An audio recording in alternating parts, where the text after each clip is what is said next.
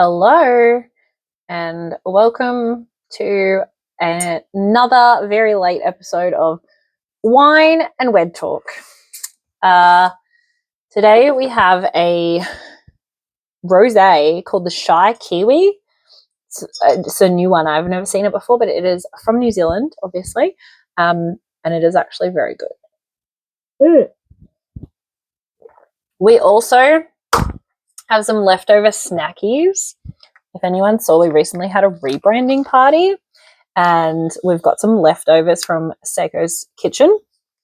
Seiko, Sako, Maruli. If I've been saying it wrong, please tell me. But if you are in Victoria or Australia, because they do ship, this chocolate popcorn is to die for.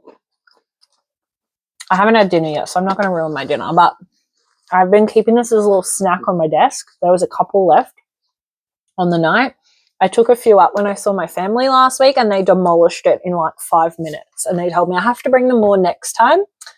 So Maruli will be hearing from me. But yeah, please, if you need flavored, they do range of flavors as well, not just the chocolate. So if you're having like a kids party or you need favors or anything along those lines, definitely hit them up. But for today's episode of Wine and Wed Talk, I thought we would do something a little bit, I guess, funny. I actually don't know if this is going to work, but again, I love answering questions, and this week has been a busy one. We've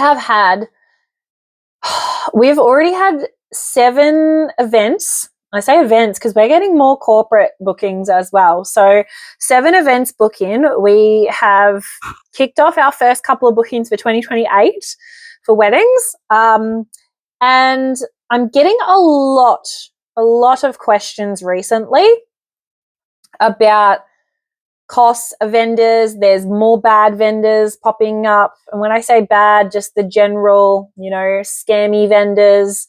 Not like couples not knowing the difference in price, those sorts of things. Now, obviously, I have already done a couple of different videos that would be helpful for that sort of thing, what to look out for scammy vendors, how to sort of go about budgeting, things like that.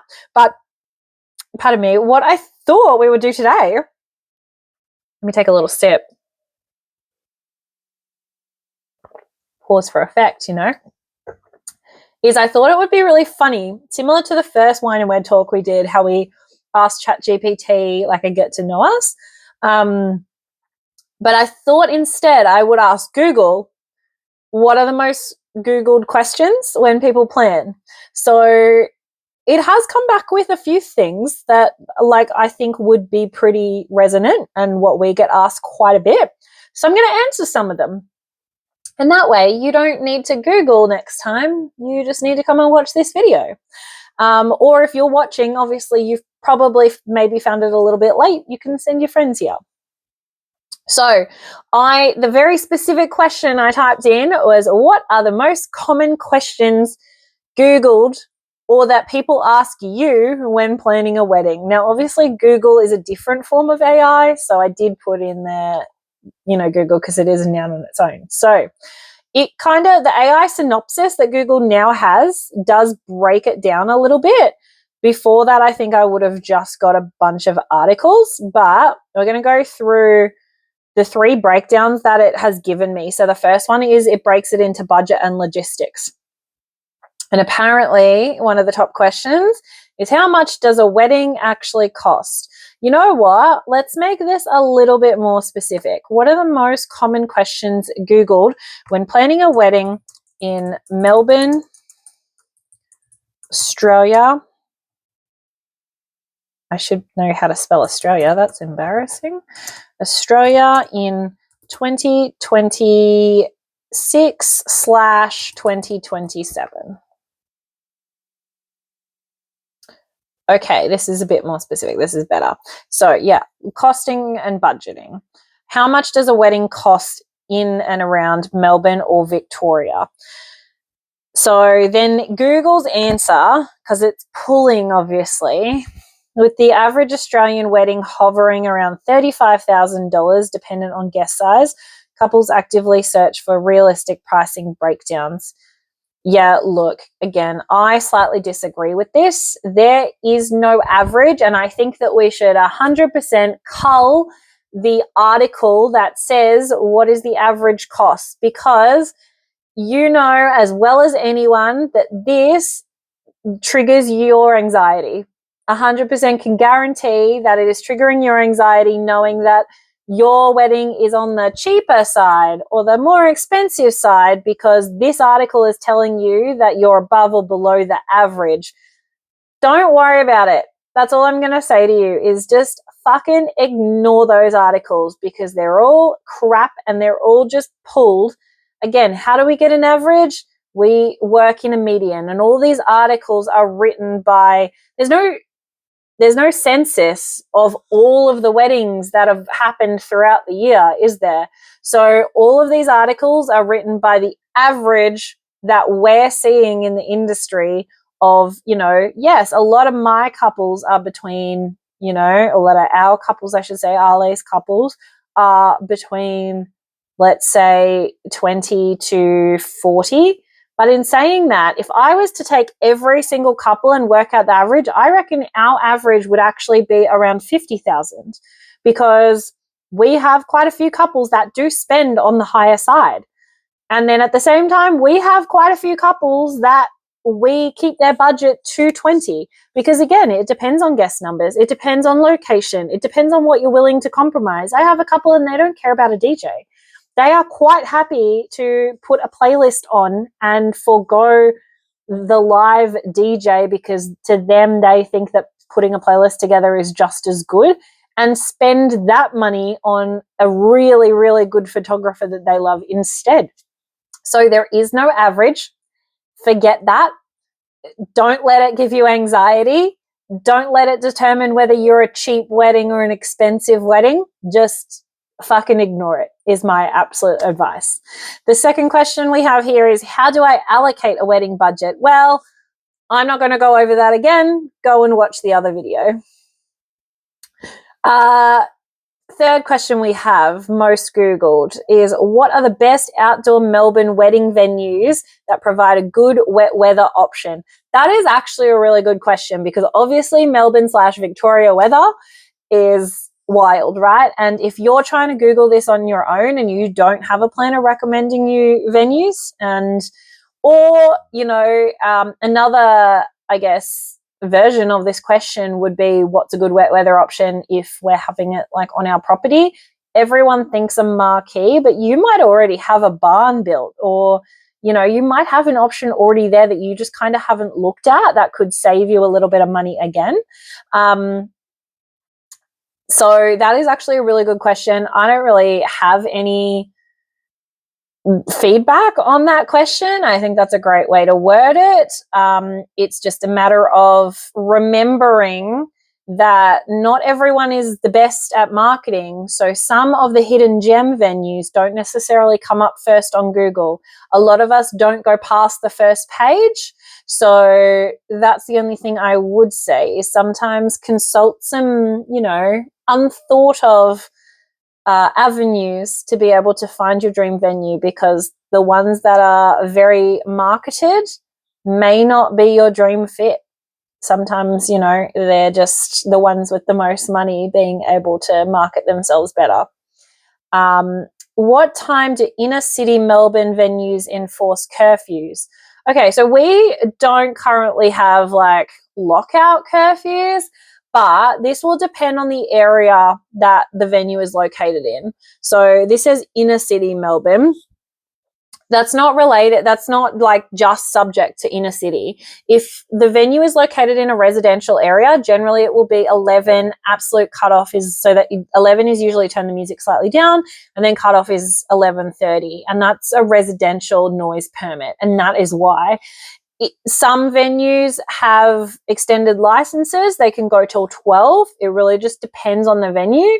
Some venues are like you cut it at 11 so that you have half an hour to kind of get all your stuff, all say goodbye, and then everyone has to be out of the venue by 12. That's the reason a lot of venues work that way. So it's not so much about the noise restriction. It's usually more about the fact that you would have already been drinking for 6 hours and an RSA license, more so. But yeah, this doesn't just apply to inner city Melbourne. This is everywhere. And so if you are looking further out and you're going for a viewing, but you notice that there are houses on the street leading up to the venue itself, definitely a question to ask them, because it could be a residential permit. And I do know some venues that they have to cut the music at 10. So definitely a good one. What is the average cost to hire a Yarra Valley or Mornington Peninsula venue? Again, average cost is an awkward thing. I don't like it because, for example, there are 3 venues that I can think of. I'm not going to name them because I'm not going to give their costs away, and I don't know if they have just increased it for the next season. They very likely have. They usually do. But there are 3 venues that I can think of, all quite wildly different spend per heads, like ranging from, 150 for 2026. So I don't know what their 2028 prices currently would be. I know that all 3 of them are booked out, other than maybe like a Monday or a Tuesday if they're open. For 2027, because I have had couples inquire for 2027 and they couldn't get in. So I know that they're booked out. They are more popular. And like the top end of, one that I am thinking of ranges up to almost, one of their packages is like $300 a head, depending if you go, the full bang of antipasti and canapes and shared side dishes and dessert plus cutting your cake plus, all of the things. So again, there is really no average because a lot of venues based on a minimum spend. So it's really about the venue that works for you within your budget and within your vibe that you're going for too. Then the next question we have is, how far in advance should I book my suppliers? Everyone says 12 to 18 months. Look, this will depend on the supplier specifically. For us, for example, we open our books 2 years in advance. So right now we're open all the way up to the end of 2028. And by the end of December, we'll be open for the first half of 2029. For us, that's a no-brainer. If someone wants to already lock in and they're happy with our contract terms in terms of non-refundable deposit that far in advance, then that's so fine with us. Some vendors, if they're, parents and they're a celebrant where it's just them working, for example, a little bit harder, they might only open up 12 months in advance. So that makes a little bit more sense for them. So if you want someone and you're on their books the minute they open, lock them in. Definitely don't wait, because the amount of people I do know that have said how devastating it is when they have to turn people down is really, really unfortunate. And it is not a nice feeling. Thankfully, because we have a team and we can take more than one event on the same day, I have only experienced it once so far, where we've already had 3 weddings and we just could not do it. We were at absolute maximum capacity last season, could not fit another thing in on that same day. But yeah, there are popular dates. Everyone chooses the same date. So don't wait. If you love someone and the price is right and you're happy with the vibe that they've given you, then go for it, lock it in. Do I need a videographer as well as a photographer? That is a personal preference question. I have had couples who have had a videographer, a photographer, and a content creator. I have had increasingly lately more couples who replace the videographer with a content creator, because to them, they're going to use that content more. I have had people who've just had a photographer because they don't value video, they don't watch videos, they don't care about it. So that is completely up to you. That is not really that's not really a question that I think I would need to Google. That's just up to you. What are the legal requirements to get married in Australia? First of all, what I will say is, do not Google this and do not trust Google's response to this. It is half right. And that is only from me knowing what I know, and I'm not even a registered celebrant.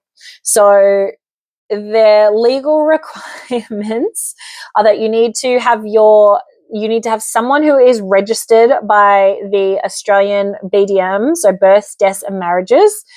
They need to be registered. So it's not like in America where they can just go online an hour before and get ordained. It doesn't work like that. They actually have to pass a course, be registered with the registry. Then they need to lodge your NOMS, your notice of intended marriage. That needs to be done I believe, again, I am not a celebrant, I believe it's 1 to 6 months prior to the wedding.